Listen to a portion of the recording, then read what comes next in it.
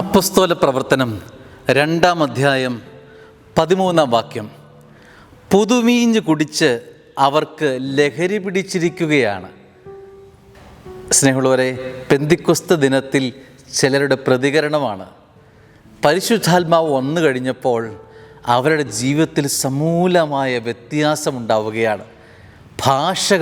പുതിയ ഭാഷകൾ ഉണ്ടാവുകയാണ്. അവർക്ക് കാര്യങ്ങൾ മനസ്സിലായി തുടങ്ങുകയാണ്.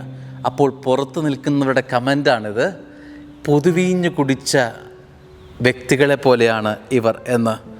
അവർക്ക് ലഹരി പിടിച്ചു എന്നർത്ഥം. സ്നേഹമുള്ളവരെ, ഇത് നൽകുന്ന പ്രത്യേകത എന്താണ്? ആത്മാവ് ഒരിലേക്ക് വന്നു കഴിഞ്ഞപ്പോൾ അവൻ ലഹരി പിടിക്കും. അവൻ ക്രിസ്തുവിനാൽ ലഹരി പിടിക്കും എന്നതാണ്. ആത്മാവ് അവനെ സ്വന്തമാക്കുന്നു എന്നുള്ളതാണ്. അവൻ അവനെ തന്നെ മറന്നു പോകുന്നു എന്നതിൻ്റെ അർത്ഥം അതാണ്. സ്വർഗം അവനെ ഏറ്റെടുക്കുക. അപ്പം നമ്മുടെ ജീവിതത്തെ മുഴുവൻ മറ്റൊന്നായി രൂപാന്തരപ്പെടുത്താൻ പരിശുദ്ധാത്മാവിന് കഴിയുമെന്നതിൻ്റെ സൂചനയാണിത്. പുറത്തു നിൽക്കുന്നവർക്കിത് ലഹരിയാണെന്ന് തോന്നും. പക്ഷേ അടുത്തേക്ക് കടന്നു വരുമ്പോൾ ഇത് ആത്മാവ് ഒരാളെ രൂപാന്തരപ്പെടുത്തുന്നതായി മനസ്സിലാകും. ഇതാണ് പെന്തക്കൊസ്ത.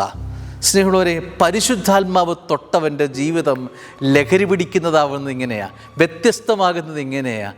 ജീവിതം പഴയതിൽ നിന്ന് ഘടകവിരുദ്ധമായ മറ്റൊന്നിലേക്ക് ചാടിമാറുന്നത് എന്തുകൊണ്ടാണ്?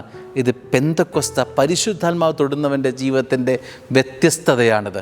പുറത്തു നിന്നവർക്ക് ഇത് കൗതുക കാഴ്ചയാണ്.